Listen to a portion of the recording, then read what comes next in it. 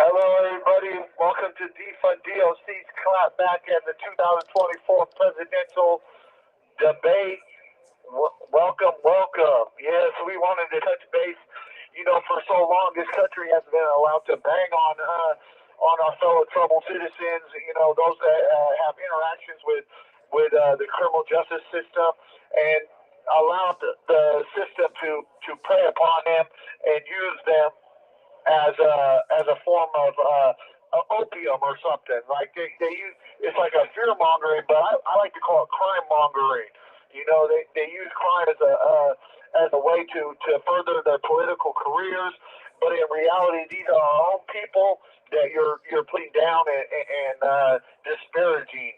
So we want to clap back on facts and readdress the facts that the country is trying to move away from this punitive system where we warehouse our people and foreclose them to slow death sentences. We want to bring a country back that is based on the land of the free and the brave. And that's why this clapback is clapping back at the 2024 presidential debate. So yeah. So how you doing today, Linda? Good. How's it going over there on your end? Good. Good. All right, so the number one thing that I wanted to address, Defund DOC is mainly focused on criminal justice reform. As an activist organization, that's what we're really focuses on. So the number one thing that we wanted to clap back on is crime is not up. The false narrative on the right currently, this is a nonpartisan organization. We're not advocating for one presidential candidate or the other between the Democrat and the Republican. We're honestly just trying to be fair to both sides on this. You know what I mean? And address the fact that our people are hurting right now in regards to the way that they interact with the criminal justice system. A lot of people don't realize this, but there are people that are citizens that are incarcerated that are more attuned to the political landscape than they might think. There people are watching the debate. Almost everybody I know in here is watching the debate, and you'd be surprised how many of them are on the right in supporting Trump, and how many are on the left supporting Kamala Harris. So so it's a fair shake. This is a artificial environment, but it's a microcosm of society out there. And so there's a lot to be spoken about. But anyway, returning back to the crime situation. Donald Trump was saying crime was up, and the fact is, even this. So I found two pieces of data that rebut this narrative, and what I did was I got one piece of data that was written when Trump was in office. So crime rates are down, yet U.S. incarceration rates are still among the highest in the world. This was written by Campbell Robertson of the New York Times in 2019. So this is when Donald Trump was in office. So crime rates were down then, and then this was just here recently in May. The good news you might have missed by Angus Hervey, which is the TED Talk Daily, and this one was on May 22nd, 2024, so that's like a couple months ago. So that's two pieces of data right there that rebut this false narrative that crime is up in this country, because it's not. Crime is actually the lowest it's ever been since 1960s. So let's just get off the opium of crime mongering in this country and start focusing on rehabilitating our people, getting back to the facts and addressing true reality of what is happening. And crime rates would be even further down right now if we had a criminal justice system that was educating our people, getting them into career, getting them into treatment, and then getting them out to the street. Instead of getting them slow death sentences, and warehousing them. They should be giving them education and treatment and getting them back into society so that they can make more tax dollars and create a higher GDP. So let's get off the opium, the crime mongering, and focus on what can work for our society. The hard on crime needs to go back to the 1990s and the 1980s because they want their policy back. We need a new generation of Americans that they want smart on crime, and smart on crime means getting people educated and getting them back out. So I don't know if there's anybody out there. Stephanie said she agrees with you. She also said that they've stopped letting us in the outside world send cards to inmates. Now it's getting bad in the prison system. Absolutely. And that's the thing that people don't realize is that they're constantly trying to find ways to suppress our people, to oppress them, to keep them separated from their family and their friends. And that's an actual blatant violation of the First Amendment. Freedom of speech, freedom of assembly. These are like fundamental bedrock foundations of our society, yet somehow we don't extend those same liberties to people that are incarcerated. So thank you for pointing that out. That's a very important fact. Kenny agrees as well. Yeah, absolutely. Thank you, Kenny. We just definitely got to stick together and continue to face the fact that, if we're going to actually want to address crime, we have to be smart on crime. And that means educating our people and not suppressing them, not depriving them of the liberties that our forefathers enshrined in the Constitution, which is freedom of assembly and freedom of speech. Freedom of assembly is so crushed in this country in regards to prison. I mean, look at Norway has more freedom of assembly inside their prison than anywhere in this country, and it's enshrined in our Constitution. Norway don't even have it enshrined in their Constitution. But, their family and their friends and the media and everybody else, they can go walk around inside of a prison right now in Norway. And you can't do that in this country. You're not walking around. If you try to go to a prison in this country, you might get shot. They'll spend more money on bullets than they will on books. It's a disgrace. So absolutely, that's a number one thing. Number two, this narrative that migrants are being released from prisons and jails in different countries. I don't know if that's true or not, but it just seems like if they can, currently they're fixated on illegal migration. I just feel like, man, they focus on that so much, so viciously. Like, I'm for building a wall. Like, we have a sovereign nation. We should be able to protect our border. You know what I'm saying? And I think almost everybody agrees with that. The problem I have is, why are you demonizing a people that is trying to find, safety and comfort?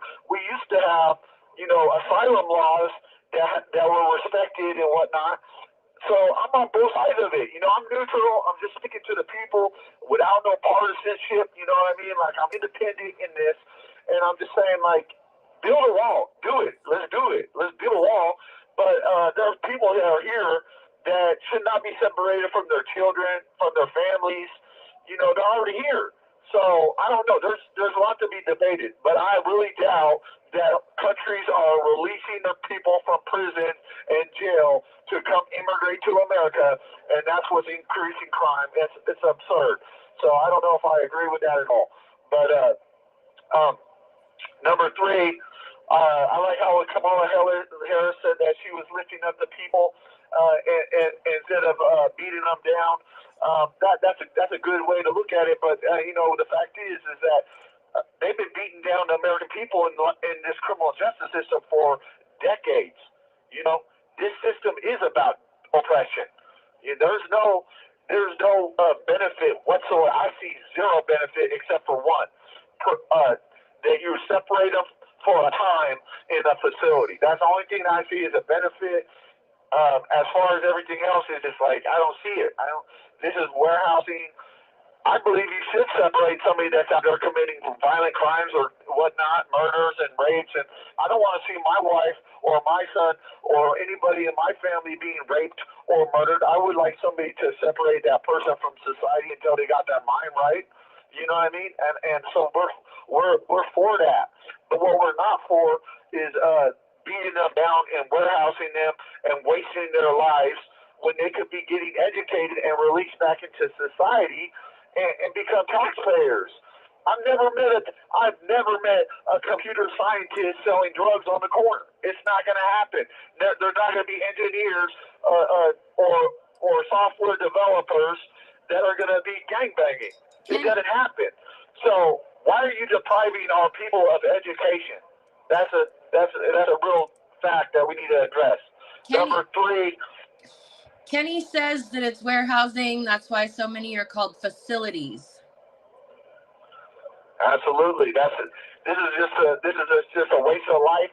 You know, our country is so big on recycling and environmental things, but we smoked Atlantis the other day on the podcast, and this man, he had such a profound statement. You know, we're so focused on recycling for garbage, but yet we don't even recycle our human beings.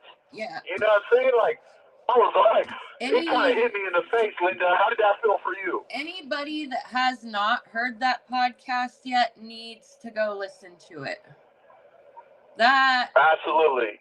Yeah, wow.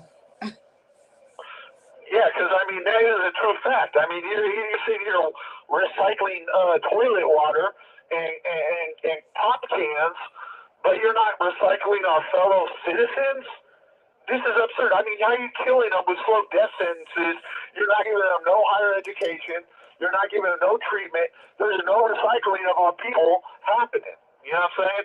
You're just foreclosing them to warehouses, human waste, waste of life.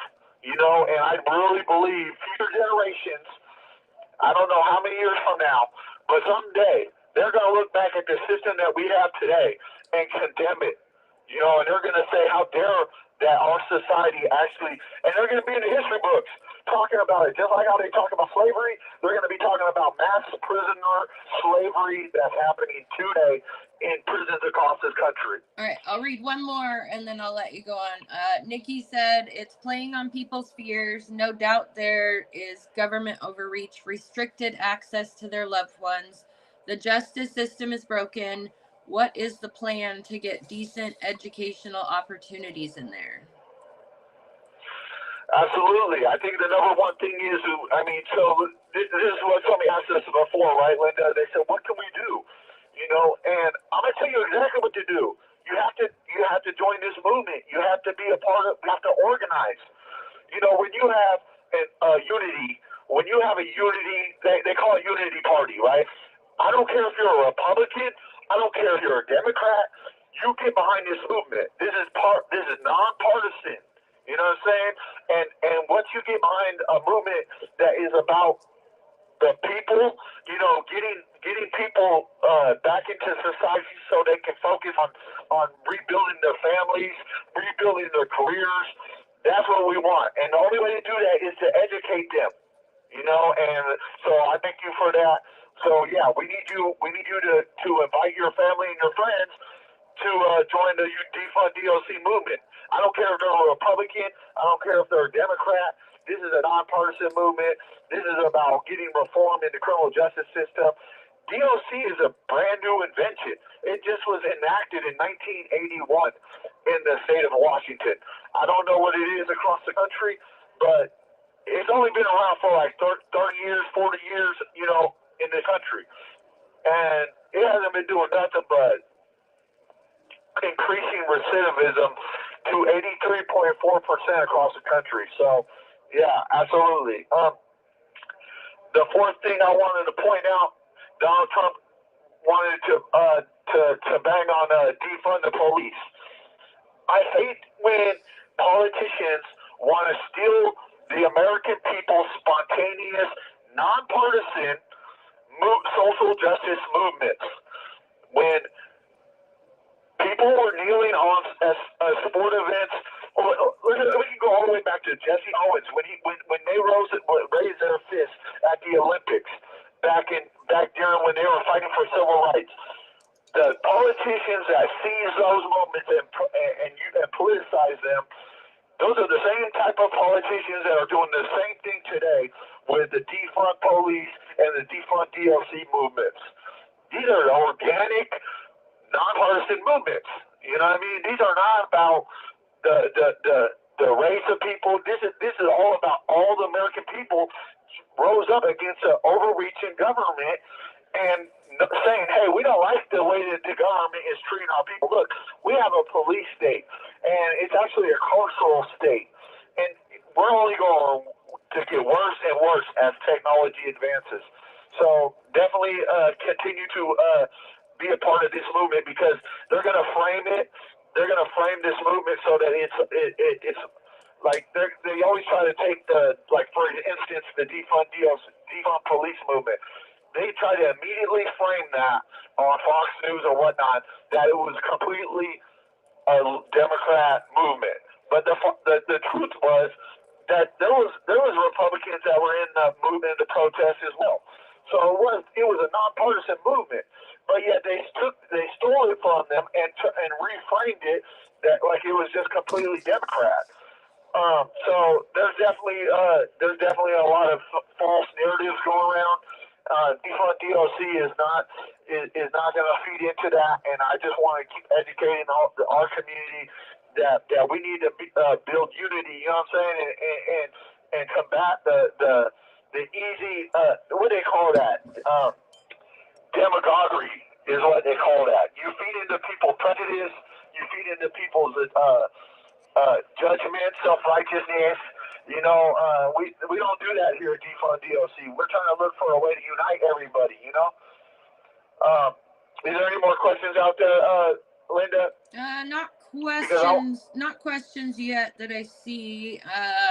Nikki just mentioned that she sent me an email a couple weeks ago, so I'm gonna look in the email and see if I can find that one.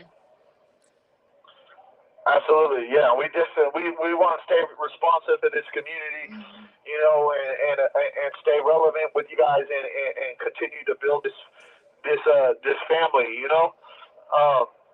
So I don't. A lot of you guys are not from the state of Washington. We're from the state of Washington. So they had a state debate as well. So there's some things that we wanted to address in regards to that debate. As in addition, I think that there's a lot to be said about civility in politics, and when you see a career law enforcement officer, this guy David Riker, this guy is a joke. I mean, he sit here and acts like he's going to come and be about justice and fairness. This guy tried to bully Bob Ferguson the whole time that they were speaking. I mean, the whole time he's cutting them off. He's over speaking them. He's trying to, and then he's doing it in such a fashion that it just reminds you of how law enforcement and correctional officers bully our people, and it exudes that I don't know the right word for it. I mean, I call it oppression, but it's like bullyingness.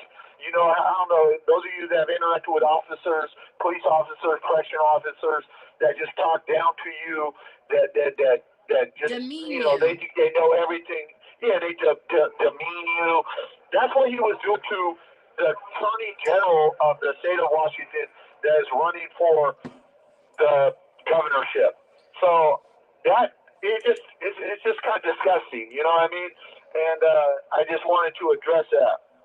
Go ahead. I was just gonna say that when you said that you don't know where they're all from, Nikki said she's from Ohio, Stephanie's from Georgia, and I think Kenny's from over on the East Coast. So he's up really late to be watching with us because it's late over there. Wow! Thank you.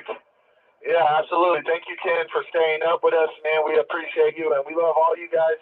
This is a national movement, so I don't want to overly focus on state of Washington, but this is a state that currently, you know, I mean, I wanted to give equal time for both both the national and the state races, you know, so I want to address that. But regardless, I'm going to leave some time open at the end. I really want you guys to ask some questions about what prisoners think, because this is really what this is. You know, this is the captive nation that is speaking. You know, like we haven't had the prisoners, those that are being the crime war prisoners. Prisoners of the crime war. That's what we are. We're being warehoused, and it's finally time that we get our voice and speak up for the American people. So that's what I want to do for us. That way, there's a voice on that is behind the bars. Go ahead, Linda. Nikki said that there's a difference in these behaviors from prison to prison. She just got off the phone with her loved one. Correctional officers swearing at the incarcerated inmates with F-bombs. She heard it on the phone. Yeah, that's one of the things. Linda, we're in the midst of a struggle ourselves now. How they're oppressing us today. Like they're literally writing me up for these petty infractions, to harass me and retaliate against me. I'm one of the most known prison reform activists in the country. So I'm constantly being harassed. They're currently writing me up for being asleep. I got an infraction for being asleep. Another one. Second time. This is my second time. They've written me up for being asleep. Okay? And today I just got written up again for not going to a voluntary call out for Toastmasters so that I could attend this visit. So they write me up for staying in contact with my family and friends, which reduces recidivism, for not attending a voluntary call out. So this is the harassment that we're facing, and this is what the goal. These are supposed to be our authority figures, right? But they don't have any kind of sense of fairness, reasonableness. It's ugly, Yeah, anyway, Nikki, you're right. It is retaliatory. And have you heard anything, Daniel, about the prisons in Georgia lately? Because Stephanie just said the warden just killed an inmate there. I think she said she was the one from Georgia. I'm pretty sure she said. Oh wow! Is this lady? Are you from? If she's from Georgia, does she know the family of this guy that was murdered? Because we would really like to speak to him on Defund DLC, or anybody that would represent. I may have mixed them up. It might have been Ohio. See, I can't scroll back far enough right now. But yeah. Georgia. I know a guy. Another prisoner was just murdered in Nevada. There was a guy that was murdered in Indiana, and we already did the podcast not long ago about the numerous people that were murdered in Wisconsin. This is what I'm saying. These are our people being murdered. You know what I'm saying? And it's like it's just okay. Wow. It's evil. And so that's why we need more people to be a part of this, man. We're not trying to profit from this. We're trying to keep this movement going. And, man, that's why we need you guys to get your family and friends behind this. Anyway, back to this, Ferguson. Anyway, in regards to Dave Riker, he tried to bully Ferguson, the Attorney General Ferguson, but Ferguson actually stood up to him and made him look really strong, to be honest with you. I don't know. I think the last thing that this country needs is a leader that bows down to law enforcement lobby or the correctional officer lobby, because they have too much power. The correctional officer lobby, they literally can walk in the halls of the legislator or the governor's office and create laws however they want to create them, and that's ugly. This should be the people's house. You know what I mean? So yeah, they just want to lock everybody up and increase the carceral state. So definitely applaud Bob Ferguson for standing up against Dave Riker, trying to bully him and made him look really strong. Also, Dave Riker also flip-flopped on a bunch of stuff. He lied straight to the people of Washington State. What he did was he said that he didn't support Trump's policy, but they actually got him on audio saying that he loves Trump's policies. You can go to RikerReveal.com, and they actually got audio of him saying this. So, like I said, I'm not partisan. If you want my honest opinion, I mean, I don't know who I'd pick for president, but I know one thing. I want a principled person. You know what I mean? I want somebody that's principled. Dave Riker's he was a 30-year cop. He ran King County Sheriff's Office for 30 years. he's going to be so prejudiced against American people that are not in his tribe of law enforcement. You can't get this guy into office because he's just going to. They're going to be making inmates sleep on concrete and eat bread and water. So just that's the only thing I really want to add. I had for that. If there's any questions, man, I really would like to hear them. But I just also want to close and just let everybody know, man, I appreciate you guys for tuning in and everybody watching it after it aired live. We just really appreciate you and would appreciate you and having your families join this movement. Got 2 minutes left. So yeah, we got 2 minutes. Thank you, Linda, for helping this live happen. And do you have anything to add in regards to the presidential debate or any the governor's debate?